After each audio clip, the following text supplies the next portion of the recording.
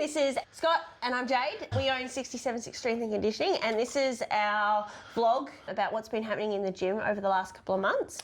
We have just completed a strength cycle. Yes, we have. So we were doing back squats and clean and jerks. Yes. So back squats, do you want to tell us some of the ways that we worked on our back squats? So we don't just, the way I program, we don't just program it so that we're doing back squats every Monday, and we don't just program it as 10 reps or 5 reps. We do a variety because everybody's body adapts differently. That's right, it does. There's no right or wrong way of training. There's obviously just a smarter way for everyone else. So we do things a little bit different so that we can adapt the workouts to people. Yep. So some of the things that we did do were pause squats. Pause squats, yeah. The other ones were the high reps with the low weight. Yep. And then we did like low reps with high weight. Yeah, so we primed our legs first, right? So we went in and we did 4 sets of 10 at 50% our 1RM to really fatigue those legs. Yeah, to get them nice and warm, get it all working. Yep. Working on that depth, building into that depth. Yep. And then we went and backed it up with 4 sets of 3 at 75% and 80%, building. Yeah, pause back squats, they're really good. Yes. One, they help us with positions. Yep. They help people who are struggling with depth to work into that depth. They sure do. And they also teach us how to drive out from the bottom. When a squat gets heavy, what we notice is that obviously as you're coming out of it, your chest drops down and you kind of do a bum roll. So your bum lifts and then the chest follows. Yeah. Holding in the pause, what that does is it allows us to learn how to drive out. So push the ground away, pushing those hips up and forward rather than dropping our chest down. That's right, correct. Clean and jerk cycle. This one was a little bit different. It wasn't just a let's build weight each week. Yeah. We really stripped members back and worked on positions. What was your favourite drill over the last 8 weeks of clean and jerk cycle? My favourite drill, working from the upper power position. Yep. Yeah, like really focusing on that, like that dip and then that drive for the clean. I really like that due to the fact that sometimes when you bring it from the hang or the power, some members do miss like that bit of a hip drive. Yep. So working from that upper power position, that was my favourite. Yeah. Personally for me, cleans and I have a love-hate relationship. Yeah.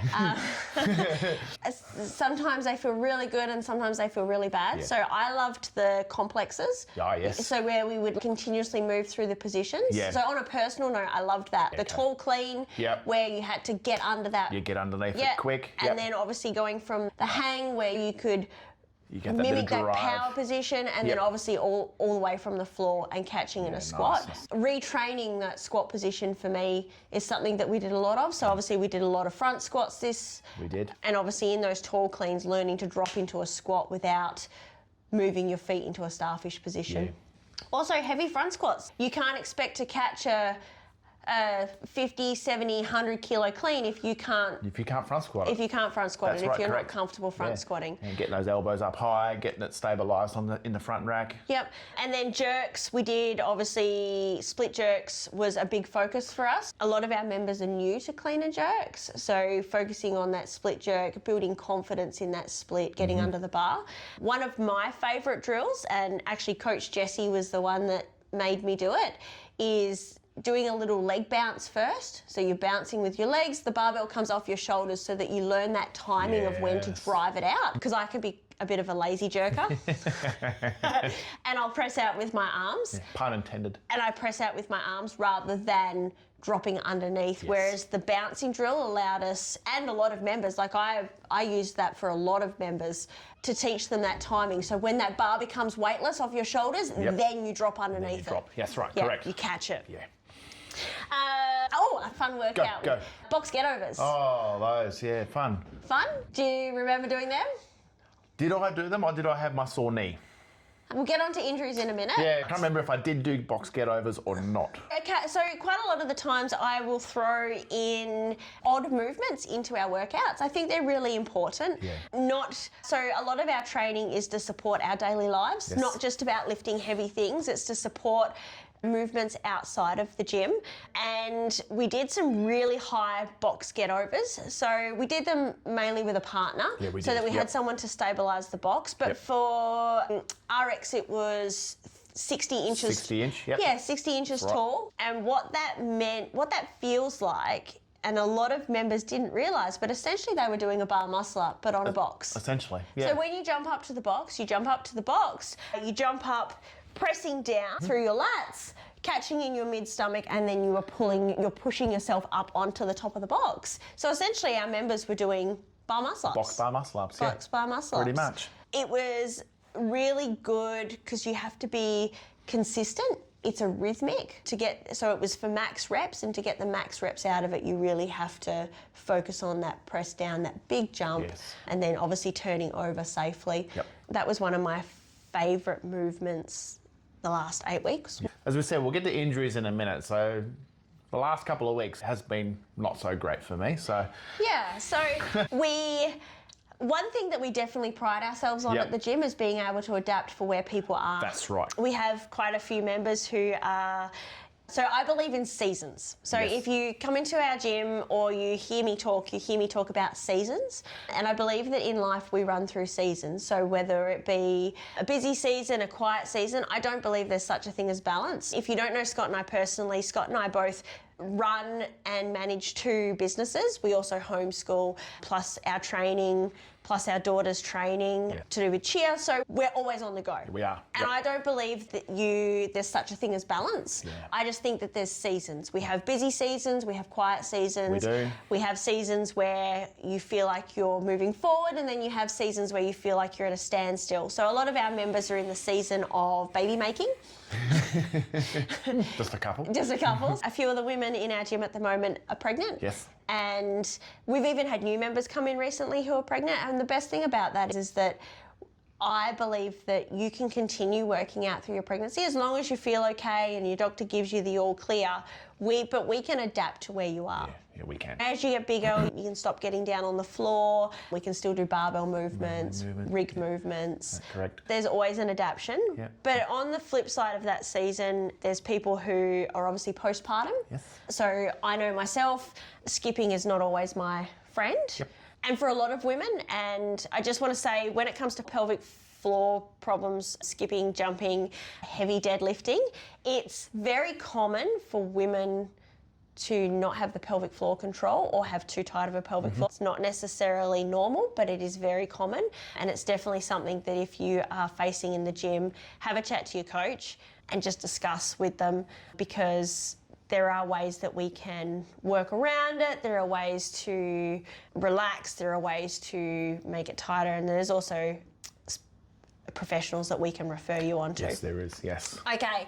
Injuries. So another thing, as I said, we're in a season and we believe that injuries can be managed. So a lot of people, when they hurt themselves, feel like they have to give up the gym. Yeah, they do, yes. But not with us. No.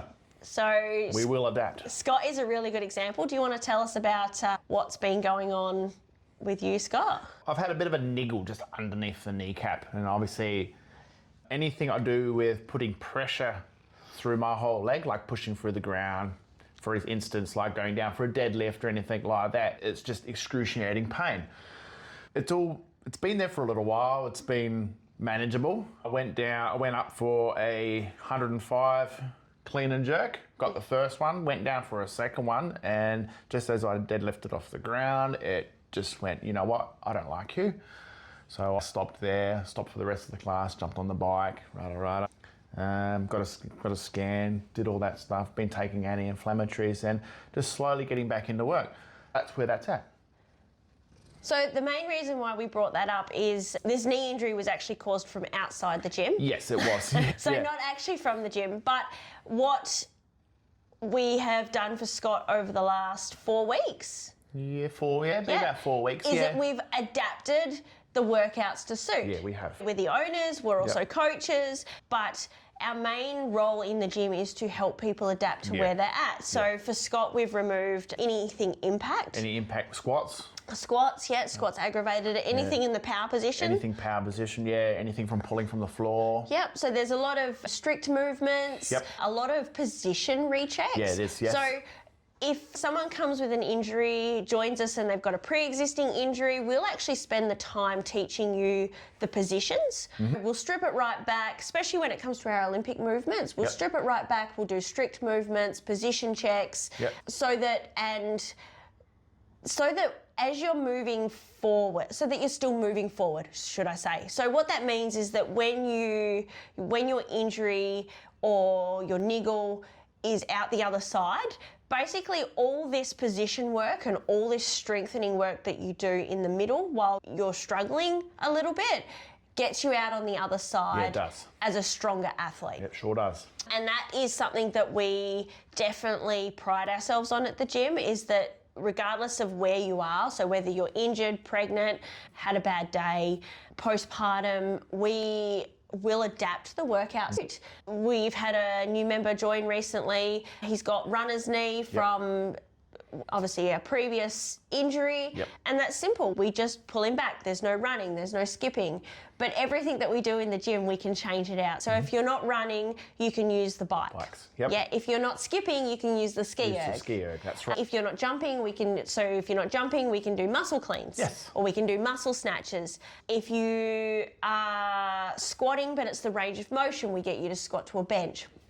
These are all adaptations that we make for people where they are. And I think that's really important for your confidence in the gym, empower you. We also empower our members. So if you, for example, have an injury and you know that whatever you do is going to hurt it, we have empowered our members to tell our coaches, I'm not doing that. Yes, we have. Yeah. And they do such a good job at that. They do. It's really good. And our coaches listen and we adapt and we change just for you. There could be a class of 20 people and we can change it just for you because that's what we do. It is what we do. Yes. It's our passion and that's what we do. I also wanted to talk about scaling. Yep. So we use the term a lot, scaling. Yes. So what is scaling? Can you tell me what scaling is? So say we're doing, for example, doing pull-ups. Yep. Right, RX is, say, 10 pull-ups. I might turn around and go, it was a bit of a sore shoulder. I can still pull up, but I might have to use a band. Yep. I'm only doing 5. Yep. So this is something that we try to model for our members. Yep. So at the moment, I am working on my bar muscle ups. That's right. So I like to liken my bar muscle ups to a really crappy ex-boyfriend. They came into my life and they were really good and then they ghosted me. Yeah. But now they're coming back. But then they came back for a little bit. We had a really nice get together and a dinner to celebrate that we were back on track, and then they ghosted me again for a while. But now they're back. And now we're rebuilding the trust foundations of our relationship. But what that means for me is that if there's bar muscle ups in a workout to help me build endurance, if, for example, the workout calls for 6. Say 6, yeah. I know I can string 2 together comfortably. Correct. So I'll do 2. That's right. If I'm feeling really good that day, I'll do 2 + 1. Yep. And what that does is that helps build, one, the positive reinforcement that I can do the movement. You don't want to keep failing. No, you don't, no, because it sets you backwards. It does. So if you keep failing a movement, what happens is that your brain takes over and tells you that you're going to fail, right? So there are so many ways to scale a workout. You can scale reps, which is something that I do quite often. Yep. I'm working on the next weight range. Yep. So if it calls for 5 snatches at a heavy weight, I'll do 3 if I can hold on to the 3. And then 1 single. Yes. So it's all about hitting the stimulus of the workout by scaling to match that stimulus. Yeah. Okay? As I said, bar muscle ups, a lot of the times it's a workout where you've got to keep moving, so there's no point me standing there trying to knock out 6 bar muscle ups and failing 3 of them. Yeah. Same as if you are doing a snatch or a clean in a workout, you can change the rep scheme. Yep. You can change the weight. Change the weight, change the position. You can change the position. So if you, for example, are learning the clean or the snatch, we'll actually take you from the upper position. Yeah. Or take it from the boxes. Or take it from the boxes so that you're learning that position. Yeah. Pull-ups, there's banded, there's jumping, there's negatives. There's negatives, that's right, yeah. So there's all different ways to scale, and I think as coaches, so all our coaches are really good. They are. We all adapt and talk about with our members how we are scaling the workouts to, one, match the stimulus, so make sure that we're getting the best out of the workout, and two, also progressing in our movements. Yes. And lucky last, what I wanted to talk about was our coaches chat. Yep. So we have a coaches chat, and you would have heard us mention it in the last one.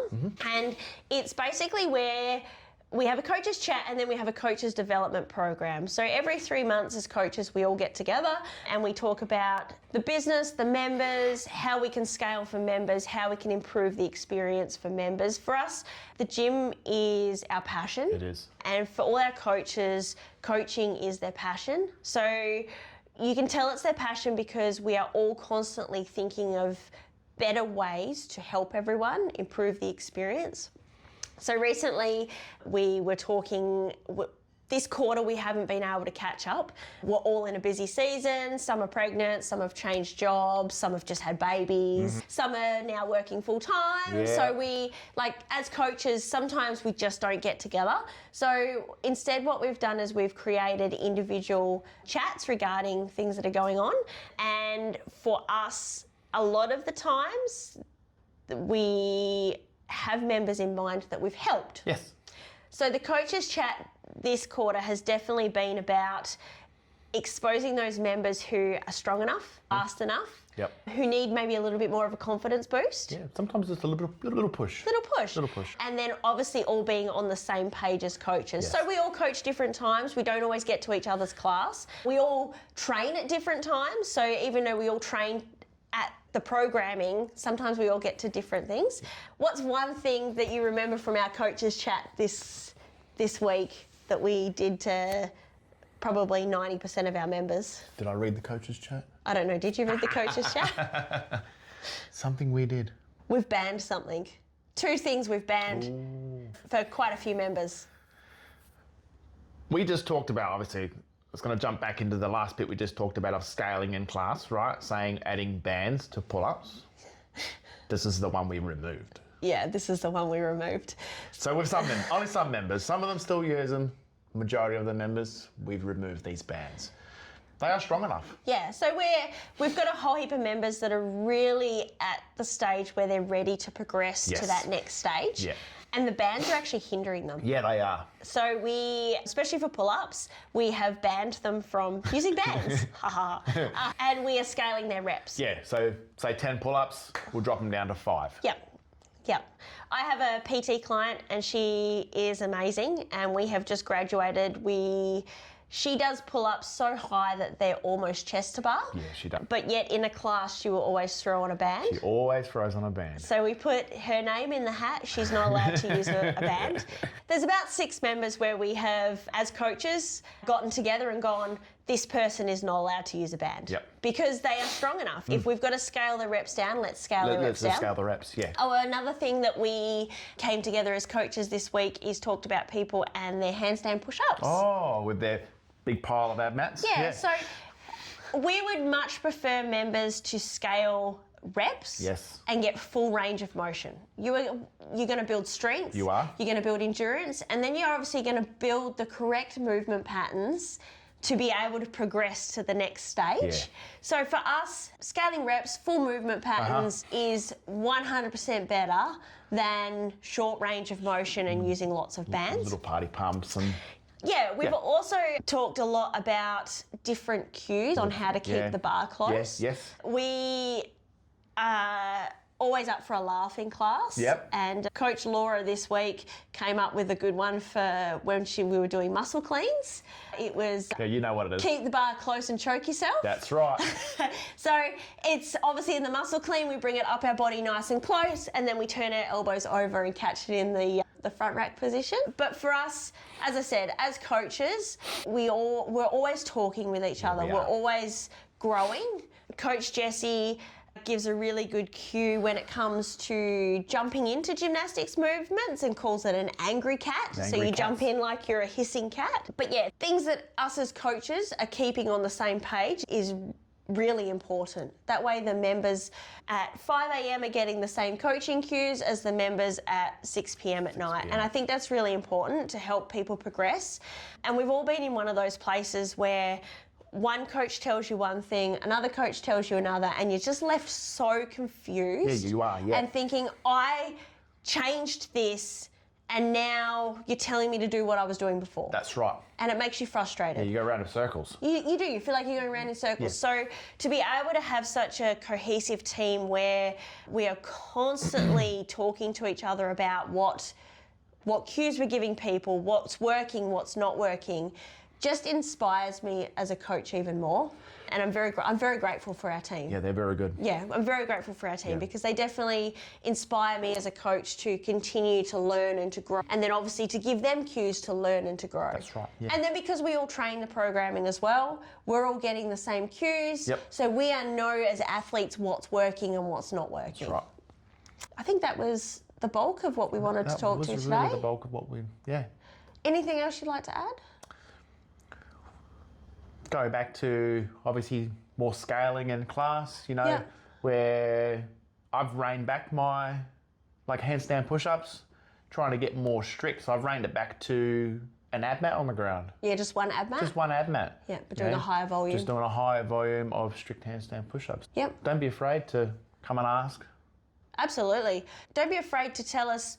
Everyone's pretty good at telling us what they want to work Yeah. on, but don't be afraid to tell us what you are wanting Yeah, to work on. that's right. Because I know myself, I've got to have surgery at the end of the month. End of the month, yeah. So I'm having a hysterectomy, and for me, it means a few weeks off training, does. and that's perfectly okay. That's the season that I'm in. But leading up to that, for me, my bar muscle ups and my gymnastics are such a really big focus. Yeah, they are. I've been working really hard on them. So I'm wanting to make quite a few progressions before I get there. Yeah. So I have been putting those movements into workouts. Yeah. I don't always have time to do extras before and after class. Oh, your extra squats. You've been getting any extra squats. I've been getting extra squats, yeah, because I'm not allowed to squat for 4 to 6 weeks. Yeah. But so don't be afraid to come and ask us. Yeah, Don't no. be afraid to say, I'm working on toes to bar, and we can add them into the workout. Yeah, we we can can. still match the stimulus of the workout Yep. by changing a couple of things. We can. And our coaches, every week our coaches get a coach's brief, and what that does is it talks about movements, cues to give members, cues to look out for, things to look out for yes. when you start to fail on form, but it also talks about the intent of the workout. Like stimulus. Yeah, like a stimulus. Yeah. So our coaches are well aware of what's going on in the workout, so if there's anything that anyone needs to work on, please ask. Just ask, Because we can shuffle the workout a little bit to give you the same stimulus, but to allow you that extra time to work on things. Oh, lucky last, the one thing that we were also talking about in the coaches chat is that a lot of members are wanting to progress things like gymnastics. We don't get and gymnastics are one of those things that do take practice. Yeah, they do. Gymnastics, skipping, they all take practice. In our warm-ups, something that we are focusing on for the next 6 months is that making sure that all those little accessory movements that help build stronger gymnastics, help build stronger lifts, are actually into our warm-ups. We're doing a lot of shoulder mobility, shoulder strength, barbell mobility, Yep. barbell warm-ups, reinforcing those positions, reinforcing those gymnastics positions. So stay tuned. Over the next 6 months, a lot of those accessories will be sneaking in. So hopefully by Christmas, by New Year, people hitting some of those goals that they were planning on hitting, like bar muscle ups or pull ups or, yeah, Yeah, they'll get them. they'll get them. They sure will. Alrighty. Thanks, Jade. Thanks, Scott.